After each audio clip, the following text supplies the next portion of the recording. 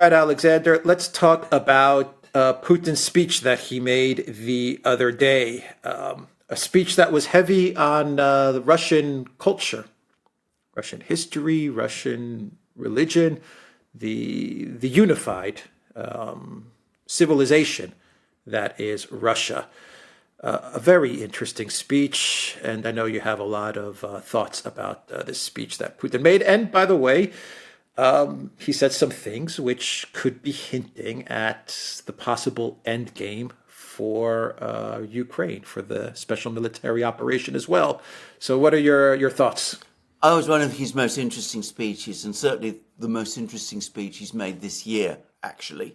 So, I mean, that is how important it is, because it shows very much how what the trend of discussion within the Russian leadership is. And it's not just Putin. We've seen other Russian officials talking in something like the same way, but it's been taken much further by Putin this time.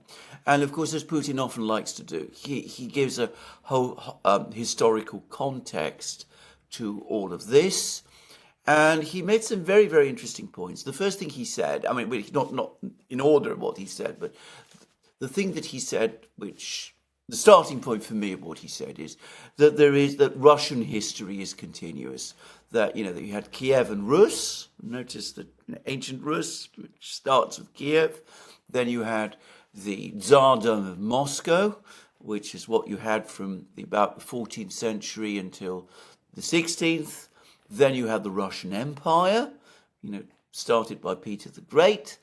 Then you had the Soviet Union, and now you have Russia today. But all of these are Russia. They're part of Russian history. We should take pride in the achievement of each part. It is part of our story. We should not be embarrassed or upset about what happened during all of that time. We shouldn't go out and say, this is good and this is bad. This is all part of the procession of our history. So that was already interesting. The second thing that he said was that Russia that is a multi-ethnic country. It's a country of many different peoples who've been brought together. Now, it's important to stress this is not a product of immigration, mass immigration into Russia. What happened was that Russia expanded from about the 14th century right up through to the 20th century. It emerged as this huge landmass. It brought together these many different peoples inside it. But each of these peoples has a connection to Russia, that they have an involvement with the Russian state, and that this is, in that respect, a multi-ethnic, civilizational country, bringing together all these different peoples. And he made a very interesting point. He said that this is something which makes Russia completely different from countries in the West. And Westerners find this extremely difficult to understand, that a single country with a single conception of itself, a nation, in other words, with a single conception of itself, can be established in this way. He then went on to say that even though it is a country of many peoples, there is one nation which nonetheless brought it about and which is its glue, and that is the Russian nation. And the Russian nation is the glue that holds the whole thing together, and the Russian nation has been able to do that, firstly because of its own traditions, its culture, its adherence to traditional values, which is something that all of the peoples of this great region share, and of course because of its religion. And he placed more emphasis on orthodoxy and the importance of orthodoxy as forming the Russian historical experience in this speech than he has ever done before. And of course the Patriarch was there and participated in the whole discussion, and he was also alongside Putin, essentially the key presence at this conference. And then he went on to define the Russian nation. And this is where it hints at the eventual outcome of the SMO, because he said that the Russian nation historically is formed of three branches. He called it a triune. And it's just the Russians, the Belarusians, and the Ukrainians. They're part of the historic Russian nation.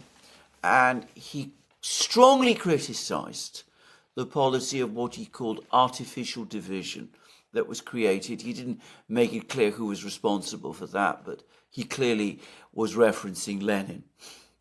That it was that Lenin and the Bolsheviks created these artificial divisions within the Russian nation by separating them, creating Belarus and Ukraine and Russia, and pretending that these were different nations when they are in fact all branches of the same Russian tree. And he said about the current conflict that Russia is fighting this existential struggle, that the West doesn't understand and won't accept this big construct that's been created, this Russian state that's been created, that it wants to break it down, that it's reviving rhetoric from the Tsarist era about Russia being this prison house of the peoples, and that the Russians being a nation of slaves. He said this is all completely untrue, and that this is therefore an existential struggle for Russia and for the Russians, and that is the nature of the struggle that they're fighting. And they're also fighting for traditional values, but also for the independence and freedom of all countries that oppose Western hegemonism. That's the part of the speech that he's made in the past. But if you follow through the logic of what he was saying, then you can't help but sense that the preferred endpoint for him, and I'm not saying this is yet a political strategy, is where all these three branches of the tree are brought back together. The Russian nation is once again made whole, and that Ukraine and Belarus therefore are brought back into the motherland. Yeah, I wonder for Ukraine what type of form that's going to take. Belarus is part of the motherland. Let's say the Ruski Mir, as its own entity, as its own sovereign country, but very much tethered and anchored into Russia. I wonder if that's, when all is said and done, if that's going to be the end game for Ukraine, or if it's going to be as an actual federation of Russia. Of course, taking out the west of Ukraine, which I think now everyone understands Russia has no interest in. I don't even know how interested Europe is in the west of Ukraine, to be honest, right now. But yeah, I just wonder what form this unification of the three branches is going to take. Well, I don't think if you ask Putin himself, he would be able at the moment to answer that question. I think that will depend very much on the outcome of the war. But for the what do you think he would prefer? Yeah, I think he would prefer a result similar to the one of what he has with Belarus. In other words, a Ukrainian state, but a Ukrainian state which did not include the Russian areas.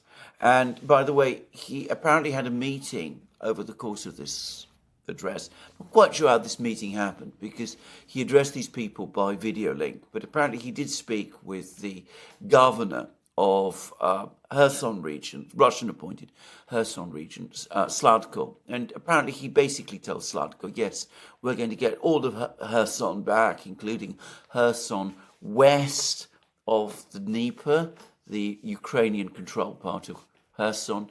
And he pretty much made it clear, apparently, that Odessa, Izmail, Nikolaev will also become Russian once more.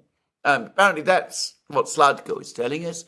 And he said, Sladko also said that he spoke to other Russian officials, and Russian military people who were present, and they all took this for granted, that they were all in agreement that this is indeed the eventual plan. So a Russia that is expanded to include all of these other territories, and also two independent states, Ukraine, based on Kiev, Zhytomyr, Chernigov, central Ukraine, Belarus within its existing borders, but these two states absorbed again into the Ruski Mir, the Russian world, tied to Russia in all kinds of intense and strong ways, and essentially brought back together with Russia again. I think this is probably his preferred outcome. Yeah, and it would be a Ukraine that would be landlocked, but because it would be part of the Ruski Mir, it would have the access, the accessibility to the Black Sea as well, and whatever trade it needed. Yeah. Yes, yes. As I said, that's exactly right. Now, I want to stress again, this is what I think Putin's ideal result would probably be. And by the way, note again the importance of orthodoxy, Russian orthodoxy, playing a role because all of these countries are Orthodox. They share the same civilization. They're all Eastern Slavs. They're ending the sense of division that existed between Russia and these peoples. So that's his ideal outcome. I'm not saying necessarily that that's how it's going to turn up. I get the sense that some people in Russia now, maybe Vyacheslav Volodin, the Speaker of the Duma, are actually thinking more radically than that about outright annexation of places like Kiev as well. But, I don't think that Putin himself has reached that point yet. Yeah. What about the talk of trying to break up Russia? Because I think Putin was hinting at that in the sense that the one way that the collective West could look to sabotage Russia, to break apart Russia, is one of the tricks that they've always used historically, which is Yes. to create differences in ethnic groups and really build those up, and eventually you get to some sort of a conflict. What do you think the chances of that are at this moment in time, given the fact that I imagine, I haven't been following this too closely, but I imagine that Russia has dealt with, to a great extent, I guess it was called the fifth column, is what they would call it, the NGOs, the think tanks, the Western-sponsored universities. I imagine that Russia has clamped down on that quite a lot over the past couple of years, but maybe they still do have a presence or do have some sort of influence in Russia or in the government. I'm not sure. But what do you think the chances are of the United States, the collective West, trying to stir up tension and division? It does. There are people like that in Russia, but I think they're a residual presence in the sense that, in the 1990s and in the first decade of Putin's time, Russia was wide open to this kind of thing. So, the point is that the doors have now been shut. So there's people who were still educated like that. Many of them, of course, have left, but some of them are still there. But I think that increasingly their influence is diminishing. And by the way, I've been looking at opinion polls in Russia, and it's interesting. Again, you could see a steady drift away from, that kind of thinking amongst young people, especially. So, just saying. So, Russians are increasingly receptive to these ideas of Putin's. And amongst young people in particular, I noticed that there's been, the opinion polls suggest a growing interest in Soviet period, which is unsurprising, by the way. And you notice how careful Putin is to make it clear that the Soviet period is part of Russian history as well. Well, whatever the Soviet Union was, it was not, the kind of thing that, we've just been talking about. It's not what the NGOs and all of those things were seeking to promote. What Putin is going to do is first of all, I should say that, to be very clear, this breakup agenda, most definitely does exist in the West. You get occasional denials that it does, but it absolutely does. You've seen seminars held about it, you've seen conferences about it, you see articles appearing about it, you see maps, you see even opinion pieces appearing in the mainstream media. So, I mean, it most definitely does exist in the West. And not just on a fringe, by the way. I mean, the kind of people who support this thing are not in any conceivable sense the fringe at all. I think what Putin remembers, and I think what many Russians remember, by the way, at least those who think about and care about these things, is that when the Soviet Union, in its last months, held a referendum about whether or not people wanted to remain together or go apart, the overwhelming majority of people who voted, 80%, voted to remain together. So I think that Putin says to himself, that's the instinct, that's the fundamental sentiment that most people have. Provided we don't open ourselves up to having that kind of influence brought into our country from outside.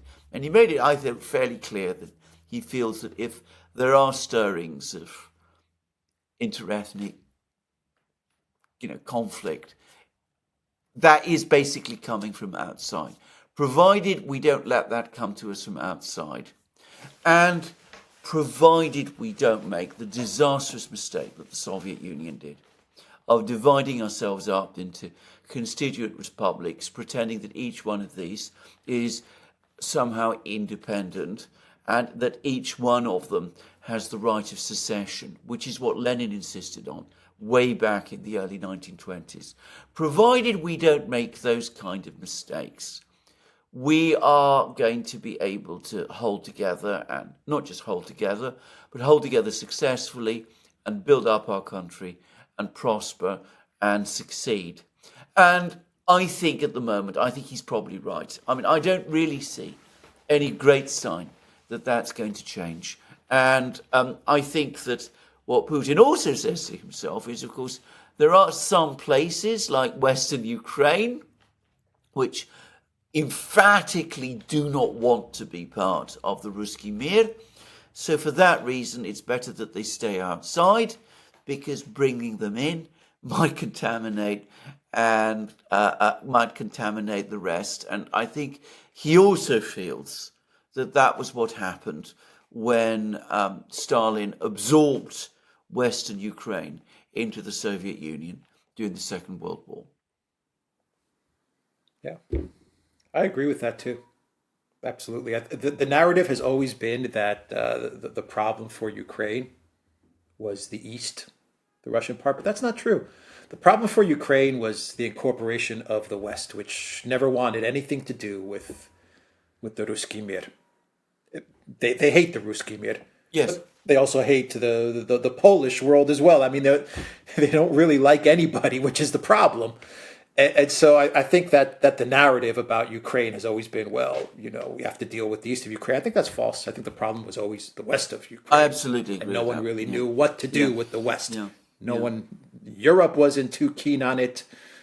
Russia wasn't, and Stalin, he put it together. I think that was the big mistake anyway. Yeah.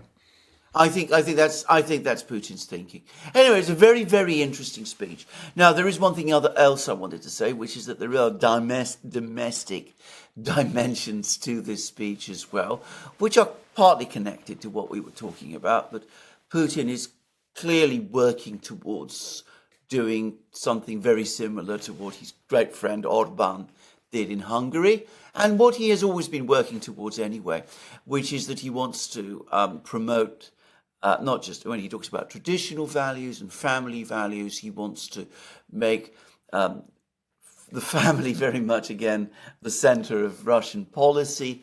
And, of course, this is all partly connected with increasing the birth rate, increasing the, reversing the demographic slide in Russia's population, which that slide has significantly slowed in the last 10 years, but it's never been fully reversed.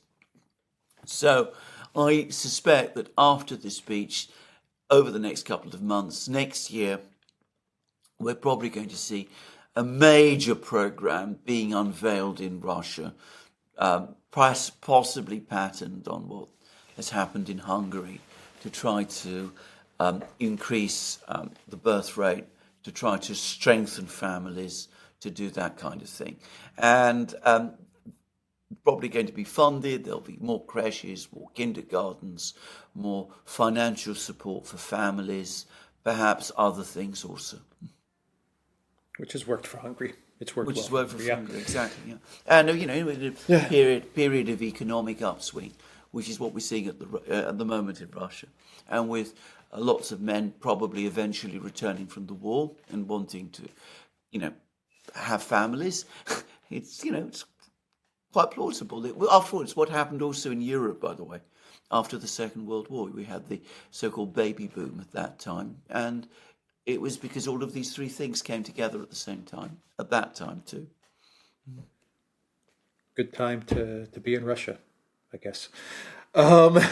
Yeah. So okay, we'll wrap it up there. And what I mean, like the west of Ukraine, I'm talking about the Banderites. I'm not talking about. Oh yeah, absolutely. Like territory. Lviv, and I'm talking like the Banderites, the Bandera ideology. Yes. What I'm talking about. Well, I completely agree with that. Now, I think that one of the points I would just make on that, just to finish, is that I'm not predicting outcomes, but I can possibly see how if we get into a situation where Western Ukraine becomes a standalone state, and I'm not saying that's going to happen, but let's assume it does, that might be the way that Western Ukrainians find of getting through all of this. Finally have a state, they're not being absorbed into the Ruski Mir, and they're able to work through all of these issues with Bandera and all the rest, and finally... That's my question. How do they deal with... I mean... Well, finally... You say that... Yeah. How do you deal with the Bandera issue, though, Alex? I mean, this is the core issue. Well, this is it. How do you deal with this ideology, which is 80 years old, and it's very, very strong. I mean, the Bandera people, they really believe that they have statues to the guy. They hold photos of him. Zaluzhny has a picture of the guy in his office. I mean, how do you deal with this? And two busts, apparently. If you're Europe, Well, if you're Europe, if you're the EU, how do you deal with this Bandera ideology? Well, how indeed? Perhaps, let's be straightforward about it. The EU has shown absolutely no concern about it whatsoever. They're going to look the other way and pretend it isn't there. And, they will be happy with a Western Ukrainian state, provided it is not pro-Russian. But if you have a Western Ukrainian state, a state which Western Ukrainians feel secure in, then perhaps over time, and we're talking about decades, not in any, short space of time, you might begin to see within Western Ukraine itself more and more people starting to question and challenge this thing, because what is keeping it alive is this sense that you have to have it, because if you don't, the Ruski Mir will absorb us. So, that's just a possibility. I'm not saying that's what's going to happen, but anyway, I mean, that's the only thing I can think of. My question, I don't want to make this video too long, but my question to you is, if you're Poland, don't you make a demand of this Western entity to remove all streets named Bandera, all statues, anything consisting of a Bandera? If you're Poland, don't you make that request? Don't you demand that request? Well, you should do, and you should make it absolutely clear that if it doesn't, then it should not. This entity should not be allowed into the European Union or to NATO. I mean, that, it seems to me, is the obvious, logical, and correct thing that Poland ought to do. Of course, whether they will or not, it depends very much on who's empowering Poland at that time. All right. We'll leave it there. TheDuran.locals.com. We are on Rumble, ODYSEE, BitChute, Telegram, and Twitter X. And go to the Duran shop, 20% off. Use the code, TheDuran20. Take care.